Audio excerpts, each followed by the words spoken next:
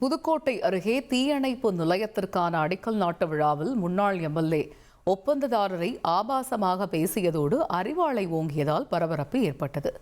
இதுகுறித்த கூடுதல் தகவல்களை செய்தியாளர் சுந்தர் வழங்கிட கேட்கலாம். சுந்தர், வணக்கம். இந்த தீயணைப்பு நிலையத்திற்கான அடிக்கல் நாட்டு விழாவில் நடந்த இந்த சம்பவம் பற்றிய விவரங்கள் என்ன?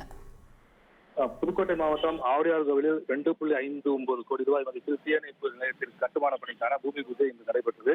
இதை அறந்தாங்கி சட்டமன்ற உறுப்பினர், அதாவது காங்கிரஸ் சட்டமன்ற உறுப்பினர் ராமச்சந்திரன், இவர் அதாவது காங்கிரஸ் மூத்த நிர்வாகி திருநாவுக்கரசரின் மகனாவார். இவர் தொடக்கி வைத்தார். ஏனென்றால் அறந்தாங்கி சட்டமன்ற உறுப்பினராக இவர் உள்ளார்.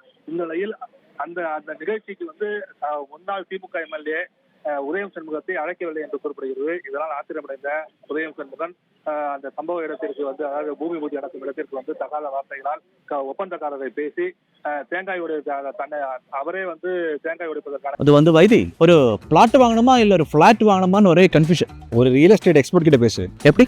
பாஸ்வாலா பி தி பாஸ் பணியை வடிவாளால் மேற்கொண்டார். அப்போது ஒப்பந்தக்காரரை ஒருமையில் பேசியதோடு தகாத வார்த்தைகள் பேசி அவரை அறிவாளரால் வெட்ட முயற்சி செய்தார். இந்த சம்பவம் இந்த வீடியோக்கள் தற்போது சமூக வலைதளத்தில் வைரலாகி வருகிறது.